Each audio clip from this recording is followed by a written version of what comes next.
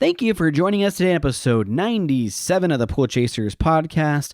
As always, our mission is to help educate and inspire in the form of a podcast. We know that pool openings are starting to happen around the country to get those pools ready for Memorial Day. And that is why we wanted to put out an episode that would relate to everybody who is currently opening pools or about to be.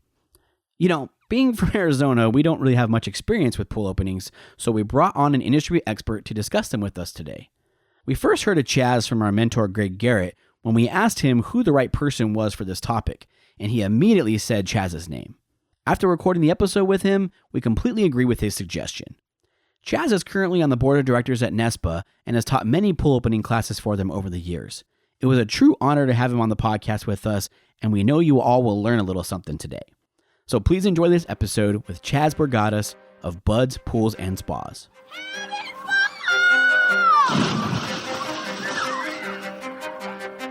Welcome to your go-to podcast for the pool and spa industry. My name is Tyler Rasmussen. And my name is Greg Viafania. And this is the Pool Chasers Podcast. Well, thank you so much, Chaz, for joining us today on the podcast. How you doing? Good. How are you guys? Very good. Thank you. So how did all of this start? Well, I don't know. I grew up in a blue-collar home. My dad was in business for himself. I went to work with him. He was in construction. And I went to work with him a ton on the weekends. He'd come pick me up. So I just did a lot of work with him, working with my hands. You know, he was built houses, remodeled homes, additions, anything like that. So it was always a very, for me, I just grew up, you know, working and doing things. Even my grandfather and uncle had a flooring business. So I was always busy working, you know, doing things like that. So it was doesn't surprise me that I'm not sitting behind a desk doing something, but it does. Certainly the pool industry is not something I would have thought that I would have landed. That's for sure. Right. And did you play any sports? Growing up in South Jersey, just about 20 minutes east of Philadelphia, I mean, my life was essentially sports, school, and church, super active in our church. That's really what our foundation was. I would tell you, you know, traditions, you know, had more to do with, you know, just spending time with the family. That's where my dad on Saturdays would pick me up and I would work with him. But in general, it was I got 4 sisters. So I guess we have a large family. I have 1 older, 2 younger. We did grow up with the pool. We had an in-ground pool that was put in, I guess, when I was almost 10. So I did grow up with the pool in the backyard, you know, so to speak. My mom stayed at home when I was younger. Always just saw my dad working hard. So his work ethic is, you know, that's what I saw. That's what I knew. It's the only thing I knew about working hard. And so I always saw that. And I definitely credit my work ethic to that for sure. Yeah. What did your parents do?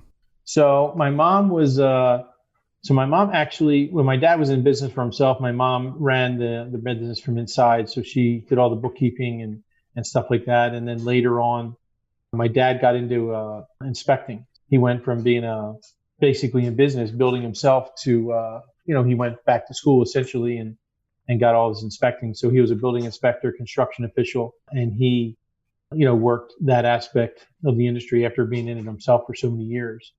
And then my mom, she ended up going to work for the township, and she was a tax collector. So my mom was a tax collector for I don't know how many years. So my parents, they just worked and worked hard. So it was easy for me with having them as role models for me, seeing that's what you did. I mean, you just worked hard. Very good. And I see here that your 2 oldest kids are actually lifeguards. Oh, that's pretty cool. Yeah, so I am married. My wife, Robin, we've been together for almost 30 years now. And I do have 5 kids myself. My oldest son, Jake, is 18. He was a lifeguard at a pretty big water park, pretty close to our house. He started off as a lifeguard, which was cool. And it didn't take long. He jumped in and got in the pump room, which is ironic. And it's in the blood. It is in the blood, I guess. So he jumped in the pump room and ended up doing some head guard stuff. They really took a liking to him. That's where he went, and he loved it in the pump room. He was there. It was a head guard, 5-star, the whole. I was able to guard instruct. And then my next daughter, Gina, who just turned 17 in March, she's been there since last summer. And she was lifeguard, and now she's kind of gone in the direction, I think, of being trained to be a head guard. So she's doing it too. And then my next daughter, Julie, she'll be 16 next month. She wants to go be a lifeguard as well. Very good. So how exactly did you get into the pool industry?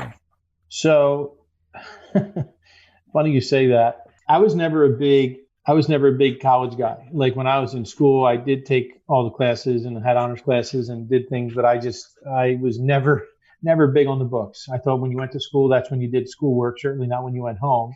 So college was never going to be something that I was interested in. That being said, so when I graduated high school, I was living home. My dad was pretty much, okay, you're not going to school. That's fine. You're going to work. So I remember Yep. graduating whenever it was, a Tuesday or Wednesday night, and the next day he had a job pretty much lined up for me, working for a mason. We're building homes, doing brick, block, stonework, foundations, those kinds of things. So I just started working right out of high school. At that point, my dad wasn't in business for himself anymore. So that's how I, started, basically working every day. And then the way the story goes, which is ironic, and I'll try not to be real long with it, but I was real active in the youth group in my church. Now I'm, basically just turned 18, and we did a summer camp every year that our, youth group was doing. And I got real involved to be directing, and man, they used to charge us so much money for the lifeguards. So I'm like, well, if I'm going to be there, I'll just become a lifeguard. So what ended up happening is summer of 90, I went and took a lifeguard class to be a lifeguard at our youth camp for the summer. Which was just a 1 week thing. Well, the instructor ended up being one of my old gym teachers, and she had a lifeguard management business, and she had 50 or 60, commercial accounts, apartments, swim clubs, where she provided the guards, the service, the chemicals. That was like a contract for a season. So she wanted me to come work for her, and I was like, no, I hate swimming. And she's like, well, she said, well, what are you doing here? When I told her, she just couldn't believe that. And she's like, no, you got to come work for me.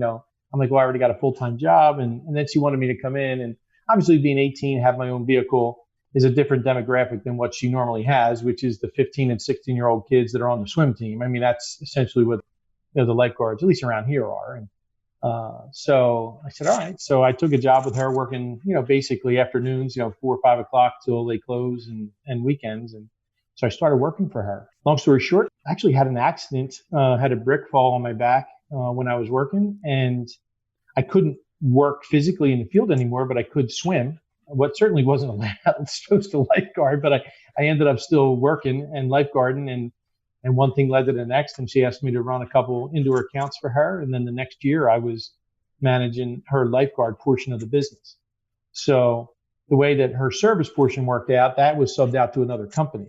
So the calls would come in from the guards if something was broken. And sure enough, she would just call me and say, hey, go check this out. And I would go check it out. And I didn't care. I was mechanical. So I just started, you got liquid feeders, you got air bubbles trapped, and, you got pump baskets are full, and, you just start figuring stuff out. So I was getting there before the service company was. And then one thing led to the next. And then I ended up splitting my duties between lifeguard management and service. And then I just stayed in the service side of it. And I did that for I was doing commercial pools for probably 4 or 5 years.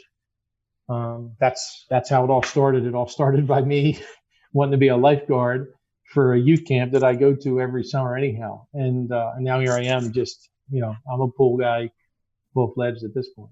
Right. How did you like taking care of those commercial pools back then? So, so commercial pools back then for us here, in the Northeast, I mean, they just become a swamp over the winter. That season up here is Memorial Day. All the commercial pools are open and running Memorial Day. That's it.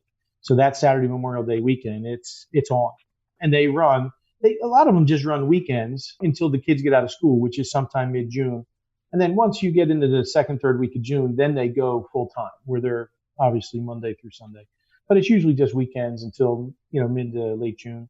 And then Labor Day weekends then. That's it. So Labor Day, most of those pools close. Of course, some of them stay open for a few weeks here or there, but that's the season. So for us and for me back then, what my responsibility was is essentially most of those big commercial pools don't have pool covers. So, we would drop the pool down in the fall and blow out the lines, and then the pools would just fill up. So you got these big, massive pools that, you're draining, acid washing, and doing whatever service on you need. But, that was my job. I just basically drained and acid wash pools. Once they were filled back up, I'd go around and start everything back up, get everything running, balance the water, and just get things ready for that weekend. So there was, the 2 weeks before Memorial Day, it would be nothing to be out until 11, 12 o'clock at night. I mean, you loved pump rooms because when you were in an inside pump room, you didn't have to worry about rain. You didn't have to worry about dark. You just kept working. So, but that's what it is up here in the Northeast. I mean, it's pretty seasonal, and especially for commercial, no doubt. What part of taking care of pools, the equipment, chemistry, all the different things that you have to do during service, did you pick up fastest, and maybe what did you enjoy most in the beginning? If you didn't enjoy any of it, you can just be honest. Yeah. Well, it's, when you go to a pool that's a green swamp, there's not much to enjoy, but there is, I don't know how you'd say, you go to a pool and, you get these pools that are 150, 200,000 gallons. And by the time you get out there, you got 4 trash pumps set up and you just hear them humming on the deck and you're moving water. That's pretty cool. But then it's, moving things around, and obviously going from, it was rewarding in a way to just show up and it looks like a bomb, and then by the time I leave, it's looking good, so that's nice. You fill the pool up and you get things running. I would say I got my first CPO, actually, I guess my certification in 1992. So I got pretty involved pretty quick. And as far as, one thing to the next, probably one of the things that I enjoyed the most was plumbing, cutting pipe, PVC, kind of recreating, filter rooms. That's probably something that I enjoyed the most. The electrical aspect of it, I probably didn't. That's probably what I was weak at and was probably more scared of until I got to understand it better.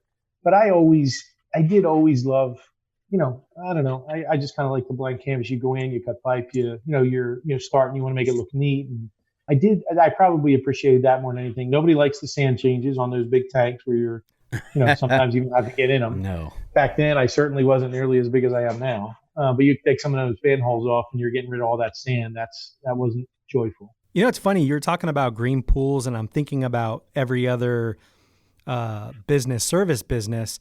And I think we're really lucky because there's not too many businesses that can walk into a situation where something looks so, nasty and gross, like a green pool filled with algae. You can't see the bottom. And, the pool wizard kind of comes in here and puts all his magic potion in and, does his thing. It could take, a day, 3 days, whatever. But you can really flip it, and people are always in awe of, like, how did you do this? If you didn't drain it, do the acid wash. And even if you do, it's really cool that we're in a business that, that is a part of it, that we can do that for people. Because, just have my AC fixed. It's like, yeah, the AC is like running, it's cool. But there's certain things that you can't visually see. You can see something looks disgusting, and then somebody walks in and really just kind of changes that. And I didn't think about that too much until now, but that's a really cool feeling. Who wants to spend money putting a roof on their house? Right. It's like, you got to do it, right? Nobody cares. Nobody notices it, right? But that's it. You're just putting a roof on. You just spent more money than you wanted to. And that's it. I got a new roof, right? So, but that's one of the nice things. I guess, one of the things I didn't talk about that was nice, I guess, is we painted a lot of pools back then. Now we're talking, this is back in the early 90s. So there were a lot of pools. Most of the bigger swim clubs, I should say, were painted. So I did a ton of painting. And it was cool for me because, a lot of my friends all went to school. They went to college, so they'd come home. And I'm grabbing guys. I'm like, hey, you want to paint? And I'm paying them by the day to paint. I'm not painting, but so I got my friends who were painting pools. So that's kind of cool. I remember a couple times, there's this one swim club I'll never forget. I swear they used to do a leaf collection in the fall, and they just used to dump them leaves in the pool. I would bet on it, but, you're taking, it's one thing to get 150,000 gallons out of a pool, but man, I'll tell you what, when you got a hopper full of big old oak maple leaves that you're trying to get out, it is a train wreck, and then trying to get up and down the slope without falling. And, there are some great stories about, I remember, you paint, you're coming out, and we had the pool painted. I remember coming out of the slope, and, you leave yourself an area to come back up. And I just hit that rubber-based paint. I just hit it wrong. And man, I just slipped right back down into the bottom of that pool. And I had paint all over me. And wow. If you ever worked with chlorinated rubber, it is not pleasant to get off. I was about to ask, I don't know how you even go about painting a pool. I'm assuming that's not a thing anymore. I mean, we've seen it, heard of it, but. Yeah. So painting a pool, back then, when you would paint with chlorinated rubber, you'd basically get 5 gallons of paint, and then you would mix a gallon of paint thinner. So you would box the paint, which would essentially be, you'd have an empty bucket, you'd pour a gallon of paint or a gallon of thinner in the bucket, and then you would just literally box it 15, 20 times and mix that paint together. And then you go back into the pool and then you start painting. You get done painting the whole pool, you try and, then you got to paint the lines and the crosses at the end. But it's it was one thing. You had to do the little strips, but it was what we did. And, it gets to a point here that Memorial Day is such a hot time. And if you're not ready for Memorial Day, I mean, it's the worst thing ever. But I just remember literally being done painting pools. And when I was done painting the pool, we started filling the swimming pool. So, I mean, you literally you put the fill line on and you made a cushion in the bottom and that's it. I mean, we literally got done and that pool was filling when I left. So crazy. Did you ever decide to get a little fancy out there painting those pools? Did you ever do any designs or anything? No? Paint your name. I've seen pools where they've got David Bowie painted at the bottom and some crazy stuff, but that wasn't you, huh? No, I'm the most unfancy person you've ever met. So, right. and I have about as much artistic ability as this black shirt that I like to wear. Okay, so that doesn't happen. Although I'm not going to tell you that there weren't some swim clubs that tried to paint their logo. I would paint the pool, and then somebody else would come in and do that when they were done. But no, I didn't. I certainly didn't do that. That's all right. So where exactly are you at today? Yeah, so from commercial pools, which was the first 4 or 5 years of my life, I literally was, at the time, this is back in probably the mid-90s, I did a lot of other stuff besides swimming pools. It's a seasonal business here for us. So I worked for a guy in my church driving a forklift. I delivered pizza. I always kept busy. And with my father being in business, I had opportunities to do, different kind of construction work and was considering going and doing some stuff that way. And I was looking in the paper to buy a brake, an aluminum brake. And sure enough, I found this ad of a company looking to hire, a pool technician. And it was local to me. It was 20 minutes away. So I called it. And so I went in for an interview and they really didn't do much commercial stuff. They just talked about backyard pools. I'm like, oh, that's easy. And I just was like, all I did is commercial stuff. I'm sure there's nothing to it. And I'll tell you what, it's two completely different worlds, the backyard pool and the commercial pool. But so I just took a job for a company that was 20 minutes away from me in South Jersey. And that was it. And then I was, basically working, doing backyard residential pools. And that's really, to be honest with you, there was one guy that I worked with there, Tim Vitt, who really kind of took me under his wing and just taught me a lot. We'd go install pump filter heaters and we'd cut the stuff off ground up. And he did all the stuff I didn't like doing. He did the electrical stuff and wiring the pumps and the gas pipe. And man, I just used to go and cut pipe and plumb all the systems in. And he called me the king of the 45. And that's kind of how we went. But I just did a lot of that. And I did that. I worked for that company for a long time. And we really grew the business. And we had a successful run there. One thing leads to the next. You grow and then you go from being a guy in the field to helping out with the schedule. And, things just kind of grew from there. I would tell you there was one year that we were doing indoctrinations. And I tell you this because there was a big landscaper by us that started building some really pretty nice fancy pools.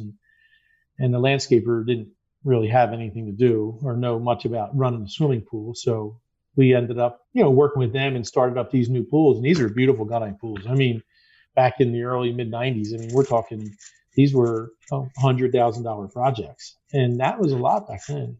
I was loving it because I was going in and man, all the fancy high-end stuff, I was doing control systems and starting these pools up, showing the customers how to use them. And, then got to sell safety covers to them and they became our customers and it was great. So I started doing that. And boy, I really loved that aspect of not having to do the pool openings and do that. And it led into me looking to a company that was doing startups for Sylvan out here. So I worked for them for 1 year and just basically started up pools. And that was fun. I loved that. Ended up going back and basically a few years later, had an opportunity to come here where I am now, which is at Bud's Pools and Spas. And we're in Deptford, just 20 minutes east of Philly. And I've been here since January of 2004. And it's been a whirlwind. This is when I came to work at Bud's. Bud's was a huge vinyl builder where we would build, I guess it was almost 150 pools a year. And they used to build above ground pools. The company was started in 1958. So this was a really big business compared to I was working for smaller service companies.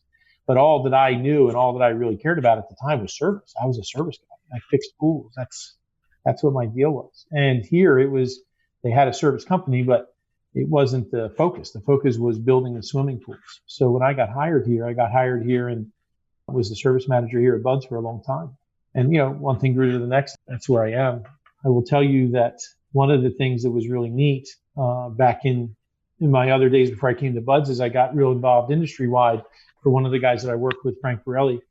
And he was real involved in the Penn Jersey chapter of PHTA. And that's where I kind of, at the time it was NSPI, but sure enough, that's where I started working and getting involved industry-wide and going to meetings. And then Buds, we were actually one of the early members of PHTA. Herb was real big on that. So when I came here, I was able to get more involved, which was actually great industry-wide. What exactly is your role right now? So now I've done a lot of different roles here at Buds, and currently I'm the general manager of service.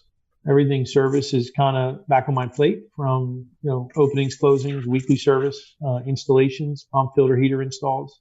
We do have the renovation side branched out into different avenues. That's not a part of service anymore, but we do spa deliveries. I'm real involved in selling hot tubs and stuff like that. And, I just general help and manage and oversee, whatever it takes me.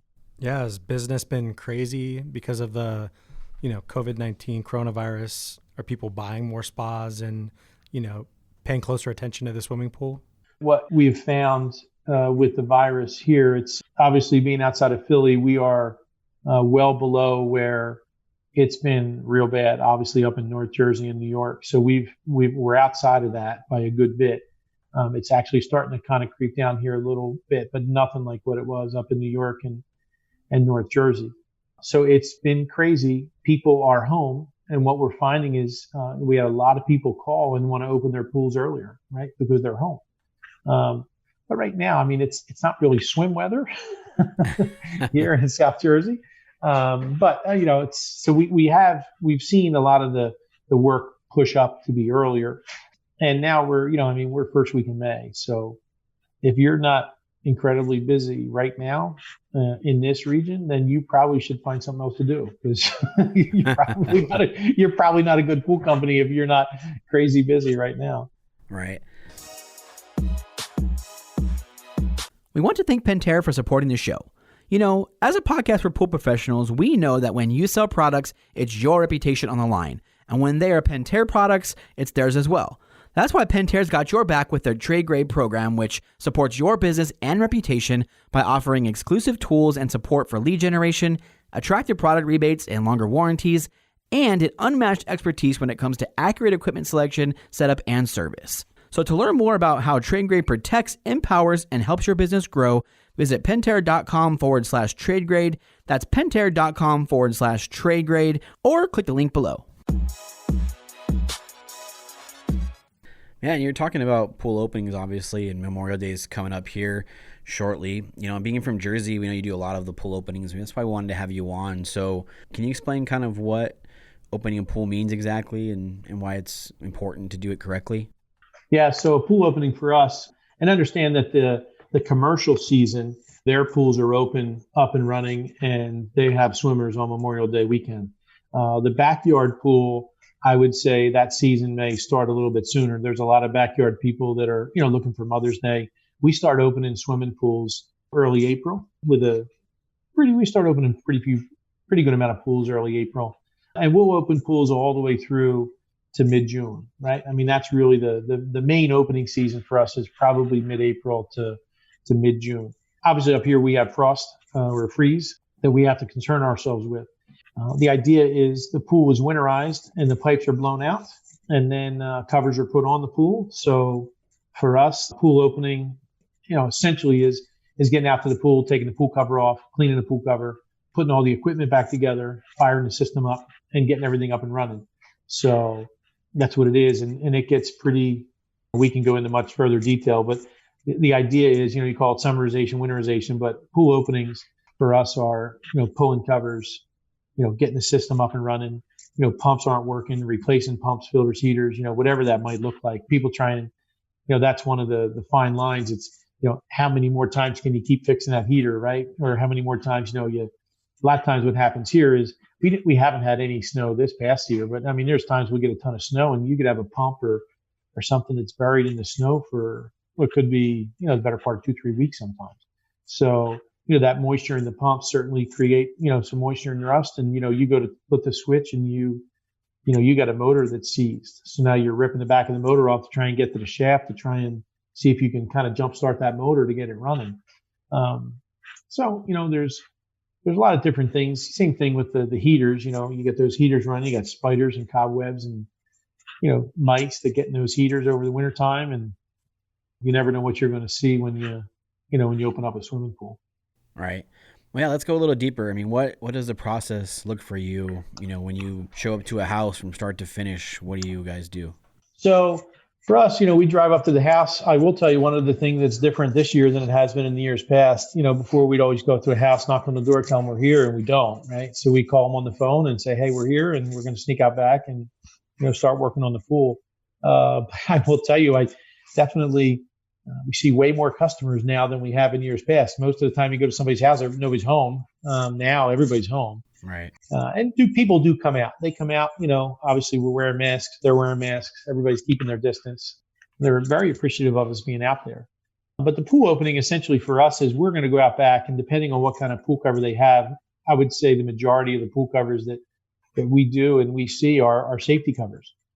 So they're the trampoline style covers that are, obviously anchored into the deck. So, we go out, personally, we use pressure washers. So we'll go out with a pressure washer, take the cover off, fold it over top of itself, and then we'll clean it and, fan fold it.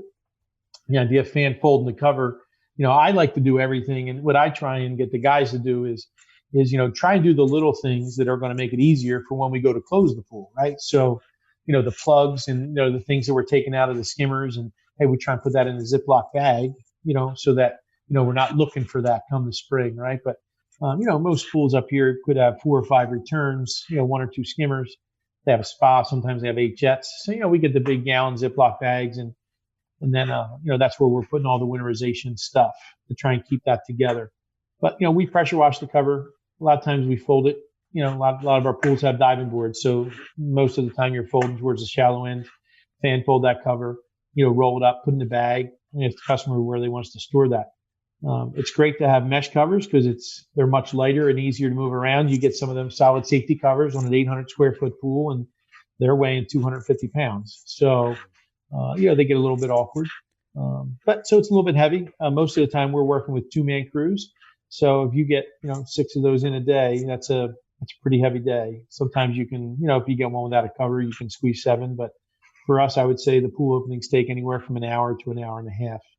But once you have the cover off, you lower the anchors.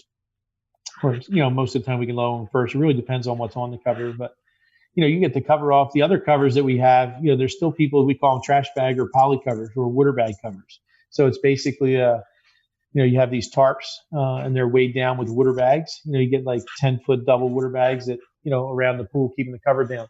The problem with these covers more than anything is, you show up to the pool or you show up, and there's water on top of the cover. There's water and leaves because it's not a flat cover, right? So the water level, especially on a concrete pool, I mean, we take the water level down below the tile. So if you have the 6 inches of tile and you have the coping on the top, that water level's down, 10 inches from the top. And all the leaves from the yard, most customers don't take all that stuff out. So you show up to a pool that's got leaves and a little bit of water on it, that's a little bit of a mess. What's nice about safety covers are they stay dry for the most part with an automatic cover pump. So they will, the leaves and stuff will blow free. But getting water off of one of those pool covers is a treat. I can tell you that. Some of the things that, you get this water and you think you can pull it up. And I got a couple of really funny stories. I remember one time, it's just like a step section, and you take these covers, and I used to put like a little giant pump or like a glorified cover pump. I'd put it in a crate and I'd push it down, to try and get all the water to come to one spot.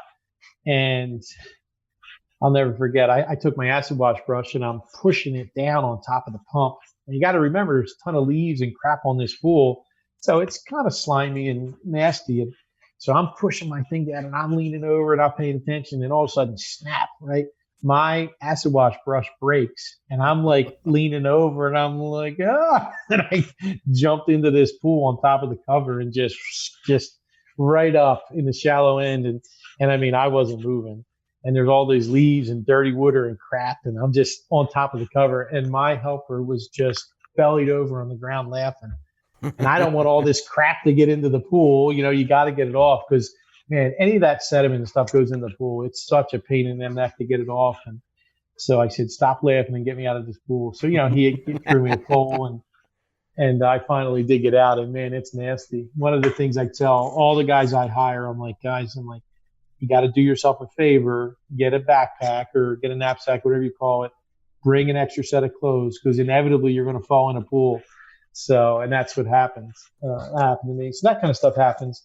And you'd be surprised what's on top of that cover. Another time, same sort of thing. I'm reaching down, trying to get these leaves out. And sure enough, I reach down, there's this big old bullfrog jumps up, hits me right on the side of the head. Nice. It scares the crap out of you. So those covers are nasty. A lot of them are going away now because, you know, a lot of safety. Most people are doing safety covers, but you still get 25% of those pools probably have those covers, and they can be a train wreck. For sure. But once the cover's off, usually at that point, both guys are working on the cover. Then the technician or the mechanic usually goes back to the equipment area, starts putting the plugs and putting everything back together. But, you know, we put all the drain plugs back in and, you know, get all the equipment together. The helper usually will pull the plugs out and, you know, and then we obviously prime the pump and get the system running. You know, once we get the system running, you know, at that point, we're going to start testing things, looking for leaks. Obviously charge the system if you're doing DE or cartridge. We always clean the filters in the fall. That's for us. That's like a big thing. You know, at the fall when you're blowing out the lines, we always take the filters apart, clean them out real good, whether they're cartridge, DE. But after you get the system up and running, that's it. Then you usually just go right over to the heater and start, you know, fussing with the heater.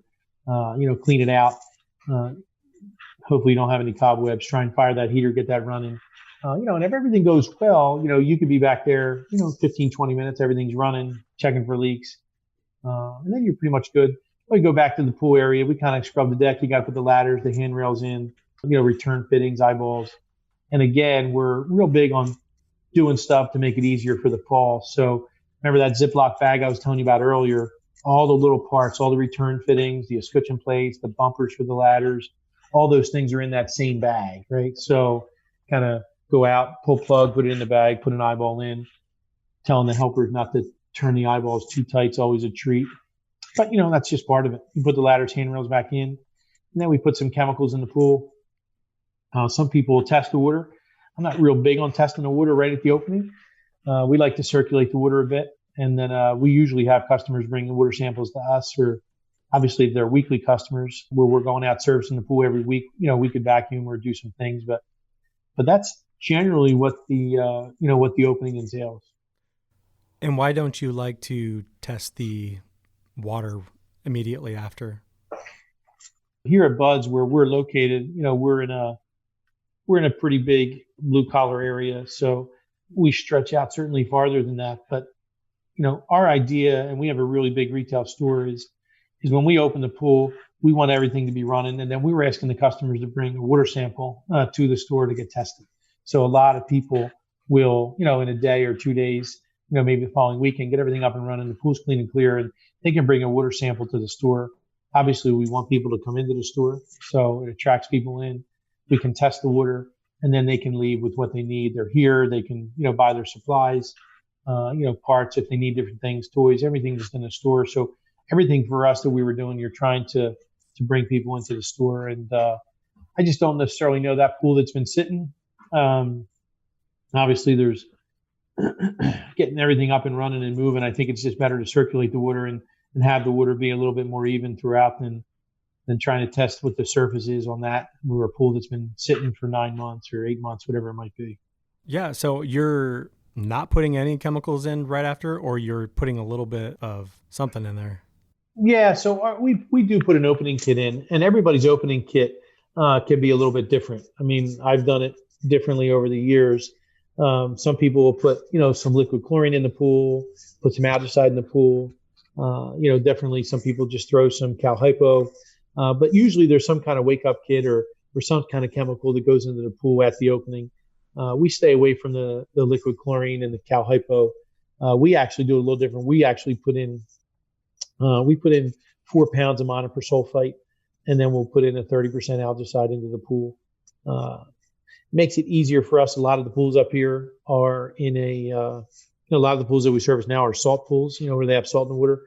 So doing a wake up kit with the monopersulfate is not going to be something that's going to hurt, and I don't have to worry about doing anything that way. So that's what we do. And the other thing is we want to bring people into the store. So if I'm juicing that pool with liquid chlorine, they come to a store that, when the water's 45, 50 degrees, that chlorine's not going anywhere. So I don't want to test water 24 hours later and the chlorine's through the roof and it's, bleaching out the reagents. So we're pretty big on just using an oxidizer and kind of kickstarting a little bit and then starting their program. Sure. So I'm just curious, what are some of the most common issues that you do run into when opening up a pool? I'm sure that there's also just as much opportunities out there, when you're starting up a pool where, somebody might need a new heater, a new pump, or a new filter, or new grids, new cartridges, new sand, whatever it may be. What are some of the most, common things that you see that people listening to this should really be, they should be looking at this as an opportunity to, when you're starting up a pool, to pay close attention to everything that's going on, because I'm sure with a real bad winter, it could do quite a bit of damage. If a pump is on its last leg or something like that, that could have been the final season for that piece of equipment. I would even take it a step further. The pool opening customer is a really important customer. And the reason I say that is because we probably close, I would say that we would close at least twice as many pools as we open. Okay. Because a lot of people are comfortable opening a swimming pool themselves, right? So they can pull the cover off, right? They can figure out how to put the plugs in. They turn it on, something's squirting somewhere. It's like, oh, where'd this plug go? Oh, that's where it went, So we have a lot of homeowners that may open the pool themselves, but they don't close, right? So blowing out the lines, making sure they do that correctly, that's a little bit of a bigger deal. So for me, when we open somebody's pool, that's a big deal. They're paying for us to open. So we kind of need to go the extra mile to make sure there's little things. So one of the things, what do people do that take care of the pool themselves? Well, the first thing they do is they're going to clean their skimmer baskets, right? So what we do is, we'll go out there with some cleanser and scrub brushes. So I want those skimmers cleaned. I don't want them reaching into a skimmer that's just nasty, right? So that may be the only time that skimmer does get clean. It's something that takes us just a few minutes. But to scrub, and you can get them things so clean with just a little scrub brush, a little cleanser, and scrubbing the inside of those skimmers, because those pools have suntan lotion and everything, and those oils just kind of get bound up on the inside plastic and it just looks nasty. I mean, it's just a nasty scum line in there. So little things like that. The other thing that I try and get my guys to do, and I know they don't do it because they don't want to unroll the hoses, but I get the calls and I get ticked off. I hate having to go back out to somebody's house because the backwash line's leaking. Man, I get so mad. Or the sight glass is leaking. What happens to a pool? They got a mesh cover. They got a backwash in the first week sometimes. They go out to backwash and there's water squirting, right? And I mean, it just makes us look so bad. And I'm like, guys, start the pool on backwash. Cut a little piece of the hose off, you understand, reattach it. That's one of my pet peeves. You don't want, that's the last thing you want as a customer, backwash, and all of a sudden the water squirting and they're getting wet and, because there's a hole in the hose. So backwash hoses, certainly pressure gauges. I'm so over the top with pressure gauges. Those are brand new filter last year. I'm like, well, you got one season. This pressure gauge you may get 5 years out of. The next one you may get 2 months out of. Pressure gauges, they're cheap. They're $10, and sometimes they work. I always tell people, if it's up to me, I said, I don't even want a pressure gauge on your filter. I'd rather you stop looking at the pressure gauge and look at how the water's flowing in the pool. That's where your real judge is. So we get those calls all the time. My pressure's at 40, and I'm like, really? I'm like, that's crazy. I'm like, all right, do me a favor, go out. I said, let's go out to the equipment. I'm like, all right, turn the pump off. She's like, okay. I'm like, what's the pressure now? She's like, it's still at 20. I'm like, okay, you just need a new pressure gauge. Right? So it's starting at 20, it's 40. They're freaking out. right? But again, that's a $10 item or a $15 item to replace pressure gauges. But pressure gauges, backwash hoses, scutcheon plates for ladders and bumpers, all those kinds of things are, you have to have the stuff on the truck to be able to do that. Certainly, when you're getting into the pumps and filters and heaters, the bigger ticket items, you get a pump that's screaming, and then the motor's loud. I mean, you can tell and say, hey, it may quiet down as the season goes on, but the reality is your motor's loud. You may want to think about replacing the pump. We're not real big on doing motor replacements, especially now, because obviously next summer, every replacement's going to need to be a variable speed. So we're pretty big on trying to get people into variable speed pumps. But, my thing is I want to communicate. I want to call the customer and say, hey, listen, everything went great. These are the things that I would keep an eye on. The heater did run. I like to run the heater for an hour or so. After the pool opening, I'll tell the customer, hey, let it just burn, maybe burn some of that rust out and let the heater run. But you have opportunity, and that's why I think it's really big to communicate with the customer. And those customers, if they're paying to have their pool opened, they're customers that you want to, go the extra mile for and make sure that you're taking care of things for them. Thank you for all of that. That is very helpful information. And I got to go back because I really don't know what this is. Can you explain what exactly the plugs are, the drain plugs? Because there's a lot of different plugs in this business, but I'm thinking about when you're actually shutting a pool down, in the fall, whenever it is that you decide to do it. What exactly are those plugs? What are they designed to do? So every pump that's manufactured has two drain plugs on them. There's one at the bottom of the pump housing itself, at the very bottom, basically almost touching the ground. And there's usually a 1/4 inch tapped threaded plug with a little gasket on it. So the idea is, what I do, and there's a whole nother conversation, but basically when you go to blow out a swimming pool in the fall, I want to take all the drain plugs out. So you take the plug that's in the front on the pump housing and then the back on the volute, right? So they have two different plugs that actually drain those two, because water could stay in there. And if you don't take those plugs out, then water's laying in there, they will crack and, it'll freeze up over the winter and it'll break the bottom of a pump housing, no doubt. All the filters, especially DE filters, well, I shouldn't say especially, all the filters, whether it's DE cartridge, sand filters, they all have some kind of drain plug that you're taking out that literally just is there to empty the water out of the bottom of the tank. Obviously, the sand filters have a drain assembly at the bottom. The assembly stays in, so it obviously keeps the sand in the tank. And then there's just, again, a little plug. Sometimes it's a cap that you take off. The heaters, a lot of the different manufacturers have heaters. On the inlet outlet side of the heater, you have the exchanger. So in the exchanger, there's usually a plug on both sides of the exchanger. There's one on the rear where the water just kind of comes back. And then on the inlet outlet, there's usually a plug there. You can go as far as the Nature 2s, the big professional G units, even a booster pump, like a Polaris booster pump or something. They have a drain plug right at the bottom of their volute. Chlorinators, all the chlorinators at the bottom, they have a 1/4 inch plug down there. So you need to take all those plugs out. And you want to, so what I do when I close a pool is I take all those plugs out. I start the blower and I start blowing everything out, and then I put them in just hand tight so that all the air now goes out to the pool, right? And then the plugs that we use are rubber winterizing plugs.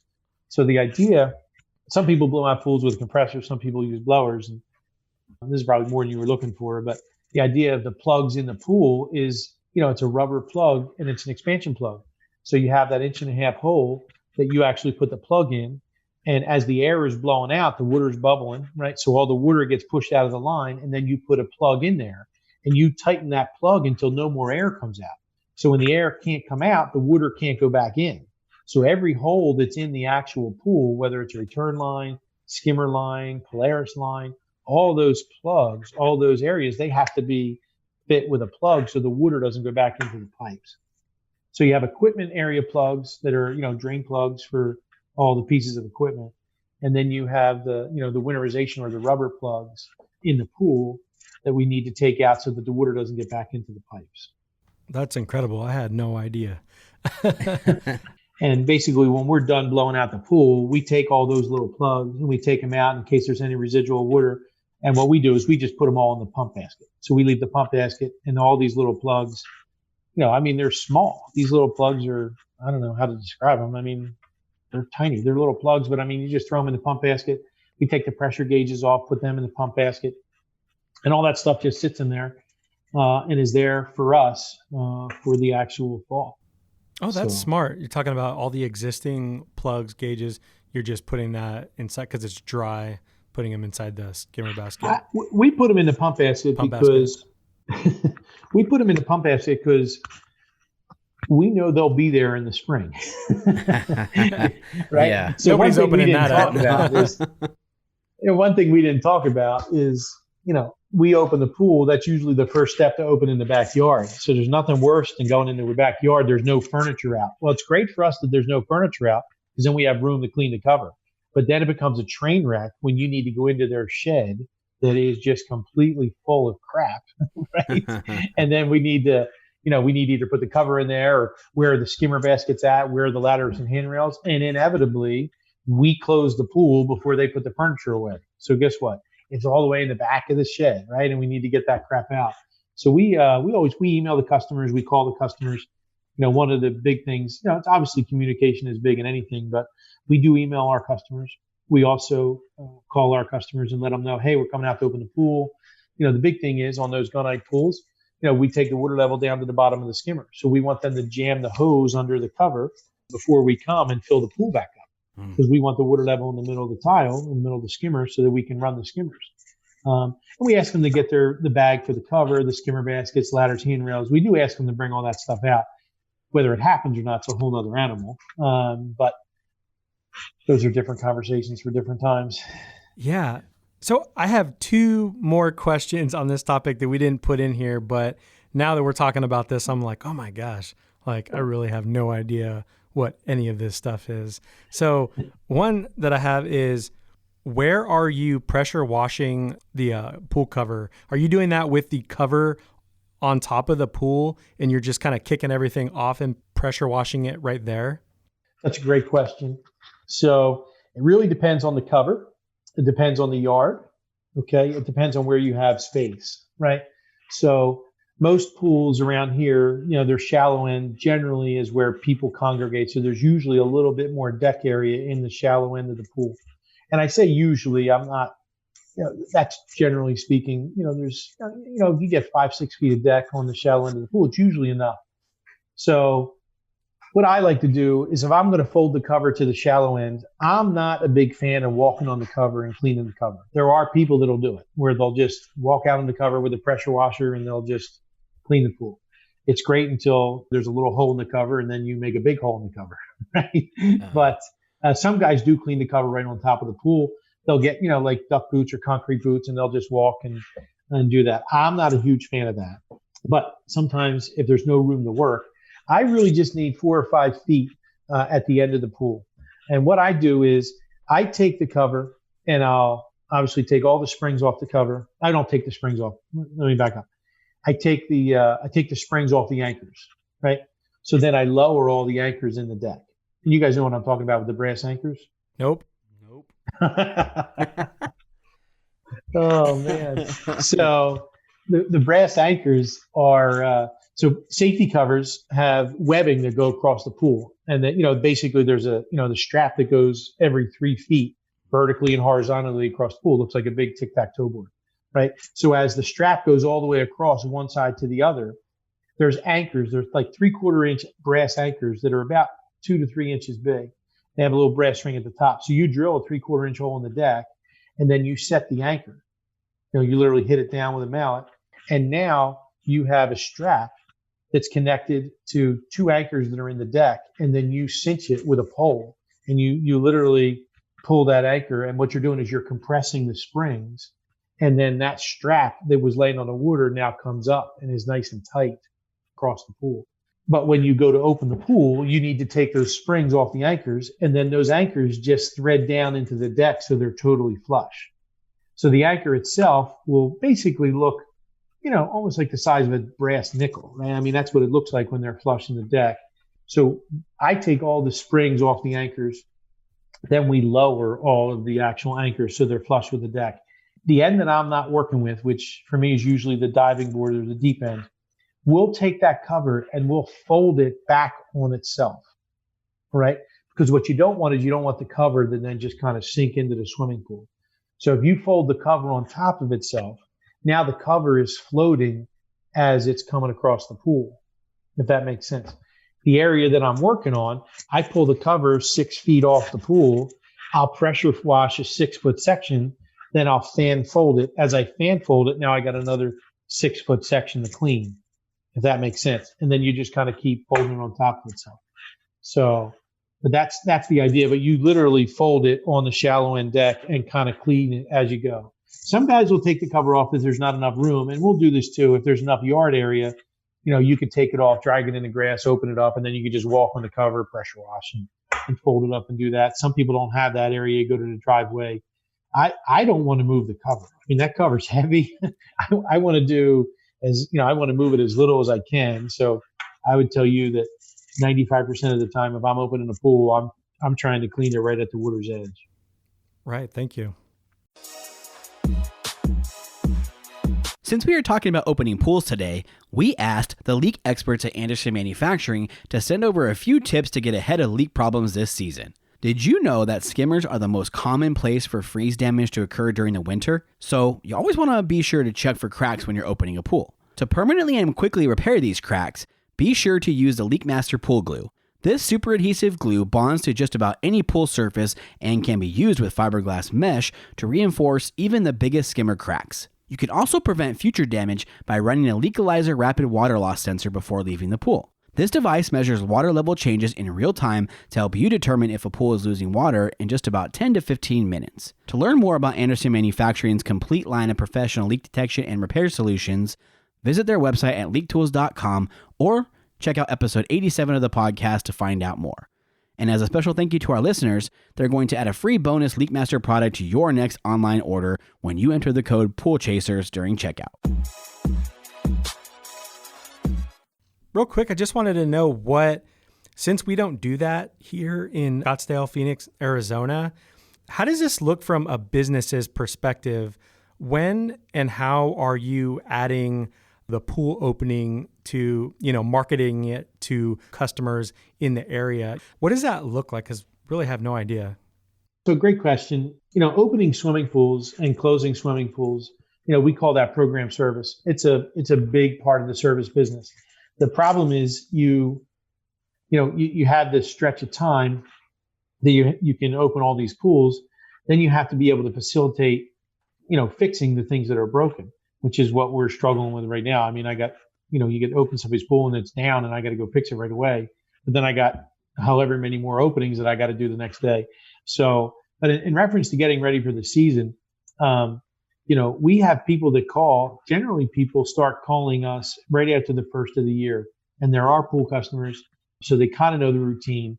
And the first, the earlier the call, the better chance you have or opportunity of getting the time that you're looking for, right? So I would tell you, for us, the month of May generally books up for pool openings.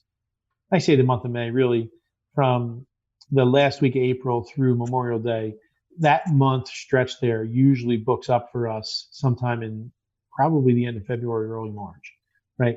So we are proactive with our weekly service customers, where we are calling them and saying, hey, listen, when did you want to open? Last year you opened this time. And we even go as far now as when we get a deposit for the opening, we actually get a deposit for the closing to hold their spot and set the dates. So, and people with their phones now, I mean, they got calendars and they're like, yeah, I want to close this day. And it works because, they want their specific dates, and people are crazy about, hey, no, I need to be open. I'm having everybody at my house for Mother's Day, right? Or, whatever that looks like. And they want the pool open. So it works out. Then there's people that don't think about it. And then they're calling us at the last minute. And that's the hardest part, because you get these customers whose pools we've, opened or closed, and they haven't called. And, now I can't open their pool until first week of June, and you want to be able to facilitate that customer. But the problem is it's great to open as many pools as you can. At the same time, what are you going to do with all the guys once all the pools are open? Right? So, I'd love to open more pools, But then, I got 30 guys, and what am I going to get 30 guys to do? I can only have so many people doing, weekly service. So trying to keep the guys busy between the crazy times, and there's really 8 weeks of crazy time in the spring and 8 weeks of crazy time in the fall. Like I just did payroll today, and I will tell you, my standard guy in 6 days, they were getting between, probably 60 and 70 hours last week, right? That's what we do. The guys start at 7. You could get done at 5, but you may get done at 7 or 8. You go into one of those pools, the pump's down, or you're having trouble, or it's a train wreck. You got to do what you can to try and get it running. So standard opening goes from an hour to 2 hours. Now you're a little bit behind, but it's great for them to have all those hours. But then once, mid-June happens, it starts to slow down. And certainly after 4th of July and August, the guys we're trying to do some things to have the guys work 410s and have 3-day weekends and try and spread the work out. The guys are taking vacation, but the biggest problem that we have as, seasonal is, what do you do with all the guys over the course of the summertime? Because you don't want to, lay those guys off, because then you need them again in the fall. So you got to almost do a little bit more of a, you can only grow so much. But then what are you going to do with them, all summer long? But as far as the customers go up here, they kind of know when they need to call and they know when they need to get booked. Yeah, definitely. That's something to juggle for sure. So thanks for sharing all that. What do you think are some of the most common mistakes people make when opening a pool? The biggest mistakes that happen now are that I guess I see more times than I care to think about, are the pool spot combinations with actuators. If the guys don't set the actuators correctly, or, when you're closing a pool, sometimes you'll put them in the off position, and push down to get it fully open or fully closed for when you're pulling out a pool. So where the most common issue is that when the people go to hit the spa button for the first time and the actuators don't turn in the spa drains, right? That's a problem. Or obviously the suction actuator changed, but now I'm sucking more water than I'm putting back in, right? So that's a pretty common problem that happens more times than I want to think about. It's a quick fix, but the customer's trying to heat up their spa, they go after their spa and it's empty. That's not a pleasant phone call to take. Right. Sometimes the guys, trying to get the heater started, and I know this sounds ridiculous, but it happens. The guys they go to press the buttons, they go to turn the heater on, but if you don't have like a little bit of a protocol of how you're going to do it, there's the gas valve inside the heater, there's a shutoff valve outside the heater, and then sometimes they have a shutoff valve over by the meter up next to the house. So that's an embarrassing call that you get sometimes, that the heater's not working, and sure enough there's a gas valve that was still off, and the heater's never going to work that way. Right. Or same thing, we get heaters here that are propane, and the propane tank's empty. We're setting up a heater service call, and unfortunately and it can happen, but they just need a propane in the tank, right? So little stuff like that. I will tell you some of the other things are just miscellaneous gaskets and O-rings. Obviously, you have any kind of gasket or O-ring that's bad on the front side of the pump, that's going to create a suction leak. I'm pretty big. I'm not a big on lubing O-rings. I just think that when you lube a pump O-ring, all you're asking is for all the dirt and grass in the backyard to get caught up on that lube as you're taking that pump lid on and off. So I'm much bigger on replacing it with a newer gasket, because those gaskets do flatten out, no doubt. I would say that not replacing gaskets, or, we talked about earlier briefly, we take those tanks apart and clean the grids. If, and it's closing, when you're closing pools and it's raining and it's nasty, I know that these things happen, but if you don't take the time to clean the O-ring and clean both sides of the tank, you go to fire the system up, and, the guy added DE, which makes it worse. And now all of a sudden you got a belly band that's leaking on a DE filter, and you already added DE. I mean, man, I used to get so mad. So, because now you're backwashing the system, right? Because you got to get that out. Now you got to take the tank apart, you got to clean it out, and and then there's full blown arguments on the dock in the morning, because those guys are like, you didn't clean this filter, and guys get upset about it, and I get it, because it's a pain in the neck. If you do it right when you're closing the pool, then it's an issue you don't come back to in the fall. Right. The things that I think industry wide probably struggle with is it's about information, right? And I get, the girls will come up to me like, hey, listen, what's going on here? And I'm like, I read their notes of the paperwork, and they're not giving me belly band's leaking. And I'm like, okay, well, what kind of filter is it? Right. And then it's like, and if I don't have that, or I don't have a picture, then we're going out there and we don't have a part, and then, it's like, well, you guys closed it. I'm like, yeah, we did close it. And, so getting information is big. People don't have their water level up high enough for us. So when we start the pool, maybe we have to run it off the main drain out here. And I don't know how it is for you guys, but it seems like out here, a lot of the builders don't bring the main drain lines. They don't bring them all the way back to the pool equipment. Right? Have you guys ever seen that out there? They'll take the main drain line, and in the bottom of the skimmers, just in regular, it doesn't really matter whose skimmer it is, but the bottom of the skimmer, there's 2 holes in the bottom of the skimmer. You know what I'm talking about? Yep. Most of the time, the front hole is closed off with a plug, like a threaded plug. You just see the square nut on the top, right? Or it's closed off from the bottom. You see the inside of that plug. But out here, there's a lot of builders that instead of running that main drain line another 40 feet to where the pool equipment is, they'll run that main drain line into the bottom of the skimmer. Okay. And then the skimmer itself will have a diverter, whether it's it's called a 1082 boat valve that looks like a little bit like a submarine that covers both holes. And then there's a plate on the top. So you can get a boat valve that'll basically is like a diverter. Right. Okay. In the bottom of the skimmer. They have these other ones that are for the 1070 skimmers. They look like lily pads. I've heard them called flying saucers. So, and I can't tell you, how many people are like, oh, that main drain don't work. I'm like, yeah, well, you don't have a diverter down there. So it's definitely not going to work without a diverter. So, but the idea is there's a diverter that will close off so that you don't pull as much. Obviously, the pump is going to pull from the path of least resistance, right? So if it's got to pull from the main drain line, you got to be able to close the skimmer off. Right. And if you can't close the skimmer off, right, then the pump's just going to pull from the skimmer and it'll never pull from the main drain. So having those diverters in there, I've had the guys put the diverters in backwards. The idea is you put that thing straight up and down. When you vacuum, it should be straight through the hole and straight down the skimmer. But if they do it the other way, they vacuum stuff up, then it'll get caught on that little diverter valve in the middle. So I do get that. That happens sometimes. Right. Thank you. So how does a pool opening different from your standard type of pool from maybe an elaborate one? Because we know that, pools are being built, designed much differently now than maybe, say, even the early 2000s, 90s, 80s. They're getting bigger, a lot of free form. But how does that switch up your process and the way that you all do things when you get to a pool that is not rectangle or a basic free form pool? So I told you I'm a service guy at heart that's working for a builder. I used to be the guy, how am I going to cover that? So we'll build this beautiful pool. And I'm like, how am I going to cover that? How am I going to make a cover to go over top of that pool? I'm always looking to try and figure out how I'm going to put a cover on and what that's going to look like, and making custom covers for some of these swimming pools. They have this beautiful, gorgeous backyard all summer long and into the fall. And then all of a sudden it's time to close the pool. And now all of a sudden it looks like a train wreck, right? Because now you got this cover that is nowhere near as attractive as what the pool is. And sometimes I just don't think that, well, it's not sometimes. There's pools just are not designed to be closed sometimes up here. And you don't even, the big thing for us are the big boulders and the waterfalls and, the grottos and, those kinds of things. I mean, making a cover to fit inside of those sometimes can be tricky. Then it's another thing to make it. And then it's another thing to put that cover on and take that cover off, right?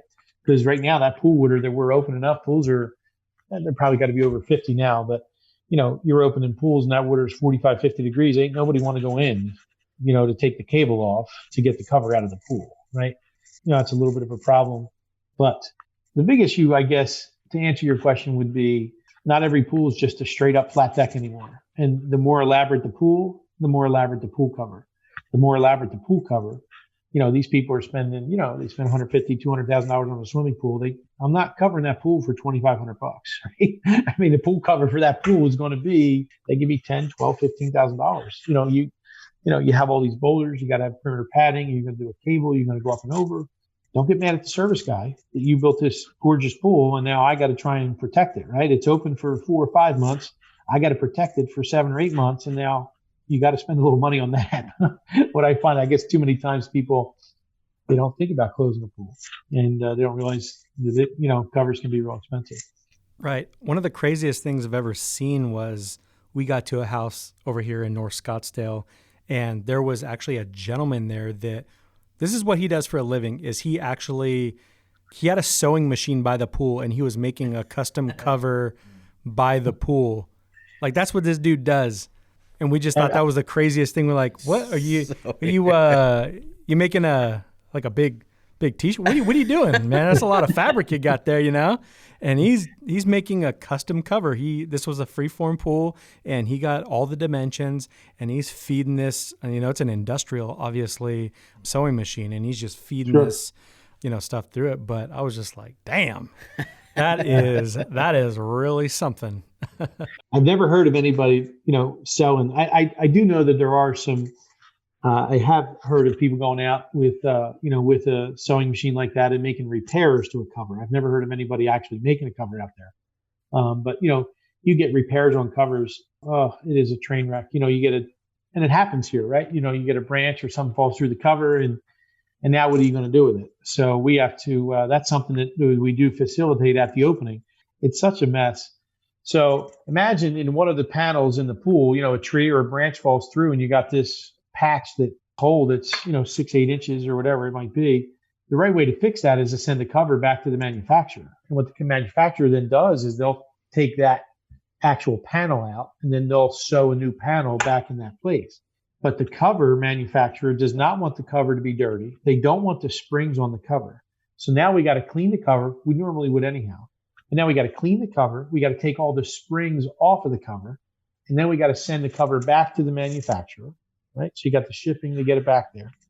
Then the manufacturer has the cover. Then they give me a quote on what it's going to be to fix the cover. Now I got to call the customer and say, hey, listen, it's going to be X amount of dollars to fix the cover. And, usually a panel may cost $100, $150. But I got more cost in taking the springs off, shipping, getting it back, and then putting it back on. I mean, that's a pain in the neck. You send a cover repair out, it's $400 or $500 easy. The other thing that happens that we didn't talk about is, you got to be careful where you store those covers. You store those covers in a shed, and you get mice or ant to get in the cover. Well, that cover's all folded up. They chew one little hole through the cover that's folded up. There's a hole in every single panel across the cover. Yeah. Right? Now you're not talking about big holes. Maybe you're talking about quarter-size holes or something like that. But cover repairs are a mess. We didn't talk about the fact that these guys, they open 5 or 6 pools a day. They got pressure washers. They want to get in and out of the truck. You throw a 250-pound cover that's about the size of a charcoal grill that you got to now work around the entire day getting in and out of your truck. So the guys generally are not real happy about that. So, are any of the customers leaving those pools running all year round and heating them? Some of those more elaborate type pools? I have one in particular that I do service twice a week, and he's got a huge, probably 45-foot vanishing edge, infinity edge. So we have the water goes right up to the deck. It's a gorgeous pool, and it's just not made to be closed. I mean, it's the masterpiece of the backyard. I mean, it looks right out over a lake.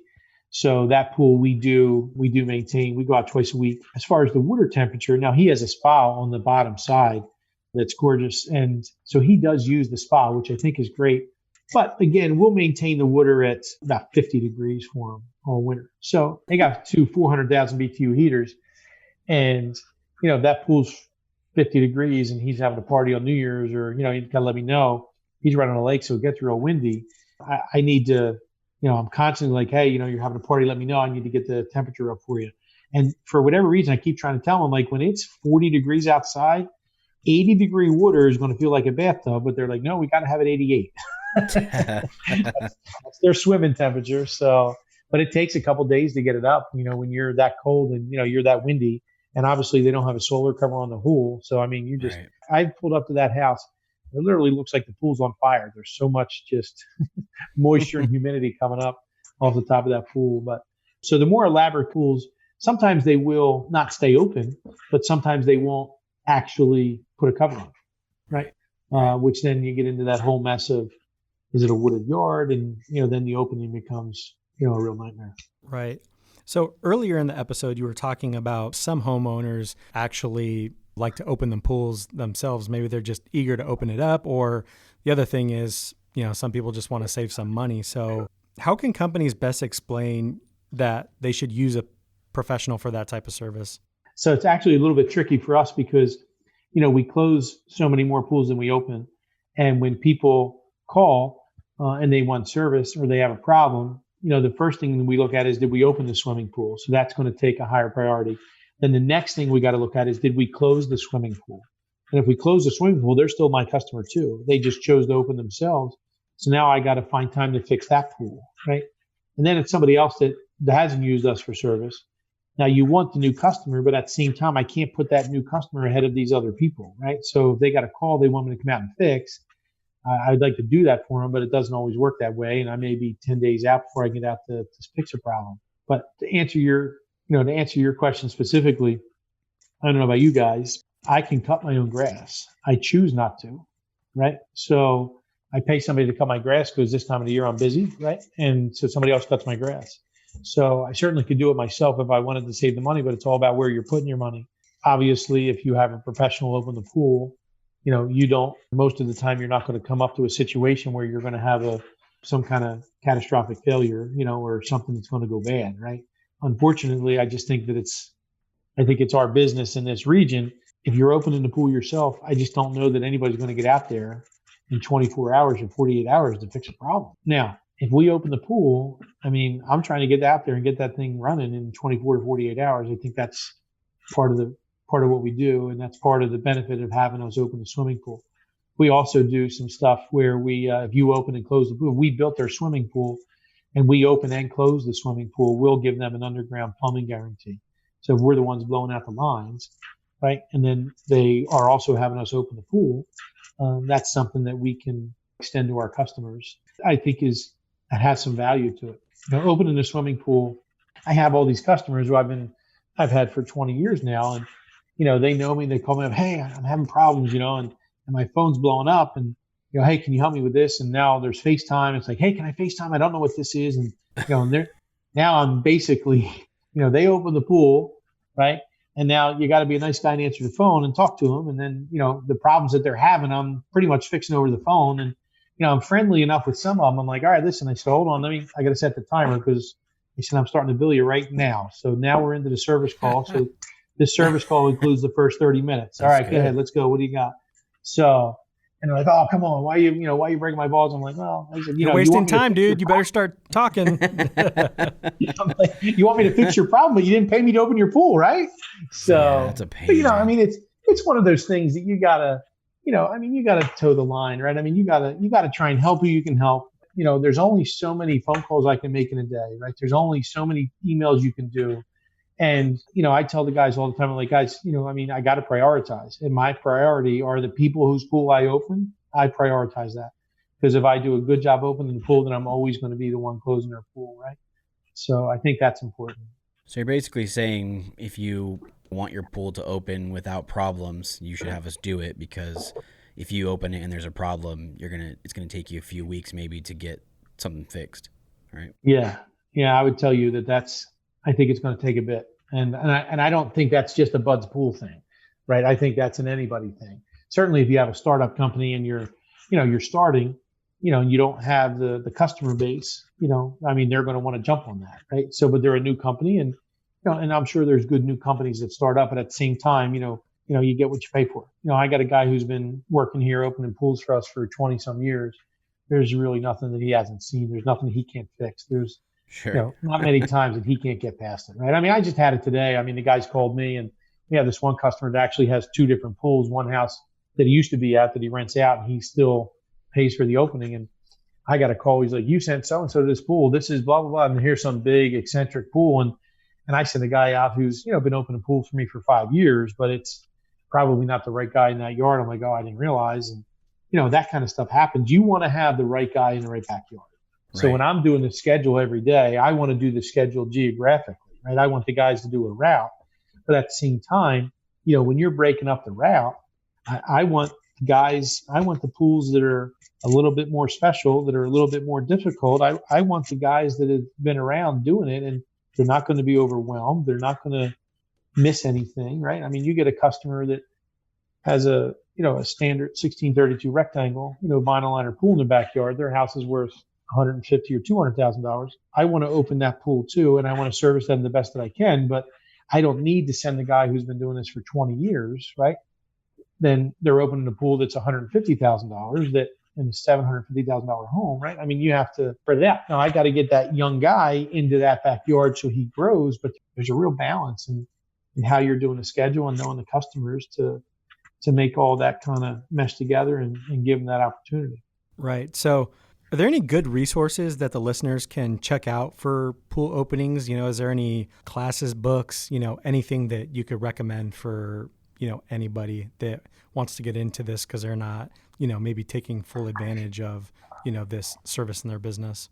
For professionals, yeah. I mean, I've been at NESPA. I mean, we have multiple opening classes. We have multiple closing classes. I've taught those classes for years, haven't for a couple of years because I'm on the board now. So that's where my time goes. But I love teaching classes. I love teaching classes for those guys.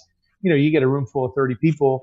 There's been guys that have been closing pools for 10 years. Guys haven't closed a pool. So getting a closing class or an opening class, we have pool school for rookies that do something very similar to that. Obviously training the guys. We have a pool yard. So we have 4 in-ground pools in the pool yard here at Bud. So for us, we can teach an opening class right here on site. But I don't think there's any better way, to teach a mechanic than to be teaching them in the backyard. So what we'll do here at Bud's is I have the opportunity a lot of times to bring guys in and just have a third guy on that crew, right? So you need really 2 guys to open the pool to take care of the cover. When you bring a third guy in, now it's nice because that third guy, whether I'm bringing the third guy in as a helper who's never been in the backyard, so now I have a guy who can essentially teach that helper what his responsibility is and what he needs to do in a pool. And if you're teaching him 5 or 6 times on any given day on basically the same thing, if he can't pick it up by the next day, you should probably be looking for another guy, right? But not that it always works out that way. And then the same thing happens if I hired a guy today and, he worked for another pool company. He's telling me how great he is. And I'm just like, yeah. I'm like, well, you're not going in one of my trucks. I said, so I need to know what you can do and how you can do it. So, his first day is going to be with one of my more senior technicians, right? So I got to set up another truck, but he'll have 2 trucks and they'll go around and essentially, he's learning, doing it. And there's somebody watching, seeing what he's doing, asking questions. And I just think that's the best way to do it. But for a group, if you can facilitate, sometimes with smaller companies, I think the closing classes and the opening classes are great. I love when I taught them, I used to teach all kinds of little tricks and, different things you can do, shortcuts. I mean, that's where you learn stuff. You learn stuff from people that have done it, I actually opened a pool with a guy from our own company this year. We had a couple guys call out. It's tough with the virus getting guys. And, the guys don't want to come back. And so I opened quite a few pools this year that I haven't in the past. But so we go out to this water bag cover that I was telling you guys out, and there's water on the cover. And I have my backpack blower in my truck. And he's like, oh, I hate these covers. And, they're putting a pump on. I'm like, oh, we'll blow the cover up. And I said, just put it down at that end. He's like, what do you mean? So you have a water bag cover. If you put a blower, it doesn't have to be a backpack blower. It can be the blower that we use to close the pool. But if you put the blower underneath of the cover, okay, and you turn it on, I mean, it just starts blowing the pool up. And now the cover starts to look like a parachute, right? And as it fills up with air, it automatically pushes the water, right, to the other end of the pool, which is where you have your pump, right, in a crate pumping the water out. And I mean, this guy looked at me like I had 5 heads.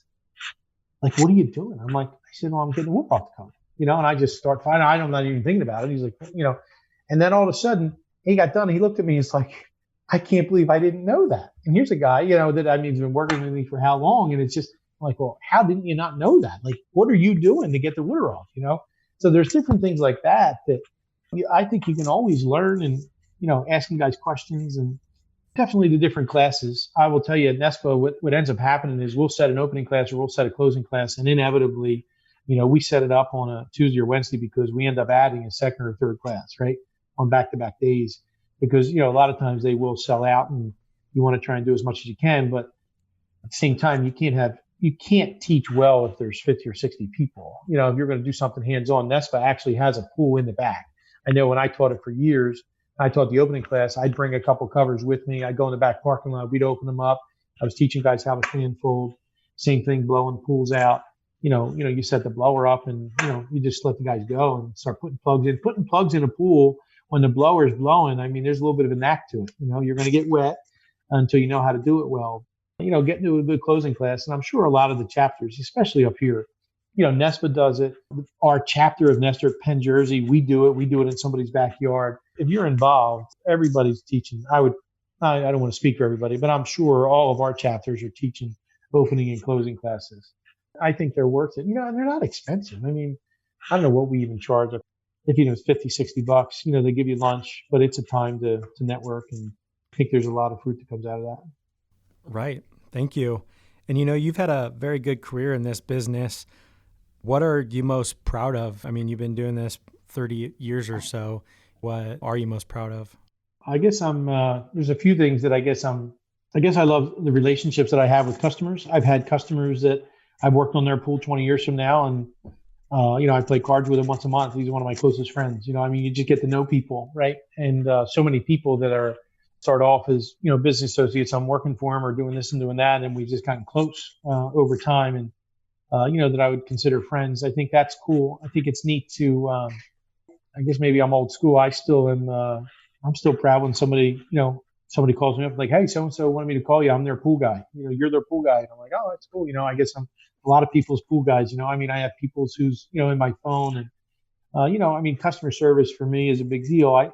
You want to do the best of what you can do. And certainly when you solve somebody's problem and you can give them good service, and obviously a happy customer is probably one of the things first and foremost that I'm proud of, I guess. The other thing, I guess, when I was growing up and I was in high school, I never thought I'd be a pool guy. You guys heard the story, right? I mean, I don't even like to swim.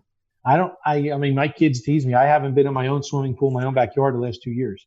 So I just don't like to swim. But being a pool guy, everything that I have, right? Everything that I have financially is because of what I do in this industry. So I do feel, and everything that I know, I can point and I can give you, I can't tell you how many guys, I'm afraid I'd forget so many, but you guys know, you guys mentioned how Greg Garrett's been a mentor to you guys, right? So, there's people like that, that, go into different conferences and go into different events. And I tease guys all the time. I got this one guy, Jeff McGalliard, up here by me, and Pete Lucy. And, we go to these board meetings and I could give a rip about what goes on half the time. I don't care about the golf outings or the different things. I'll go and do them. I go to the board meetings to sit next to these guys.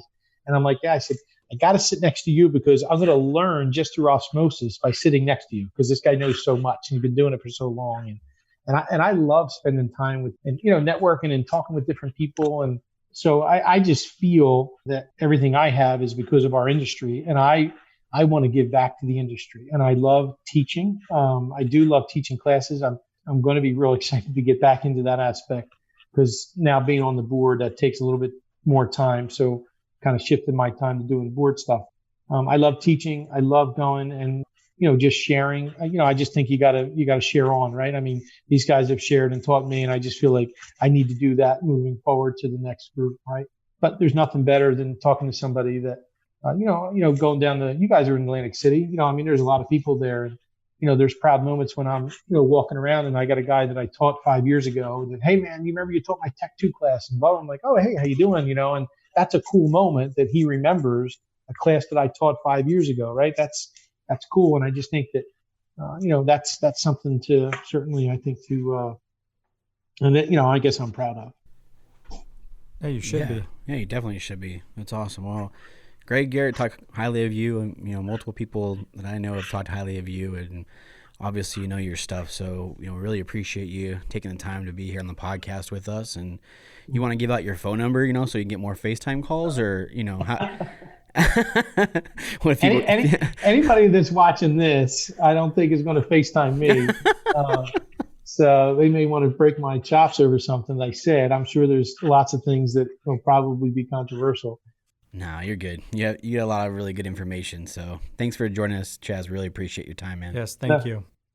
Thank you guys so much for asking me. I really, I could talk about pools for a long time. So I do appreciate it. And I guess this will go in a proud moment as well, being asked to be on your show. So thanks so much for that. You're very welcome. All right. See you guys. Hey, Pool Chasers. Thanks for checking out this episode. Did you know that each episode has its own page on our website? This is where you can find more information about the guest and episode topic, as well as all the resources that we discuss throughout the show. To get to the webpage, click the link below. Also below, you will find links to the sponsors of the show, as well as links to follow us on our social media channels. On our channels, you will find some of our favorite clips and bonus material. Please follow us on Instagram, Facebook, Twitter, and YouTube. Our tag is Pool Chasers. We also have a Facebook group for the Pool Chasers community. Here you will find like-minded professionals all looking to make each other better. One last thing. If the episode has brought you value, please check out our Patreon page to support us. And if you could please rate and review the podcast, we would love to hear what your favorite topics are. Thank you for your time and your ear. See you out there, Pool Chasers.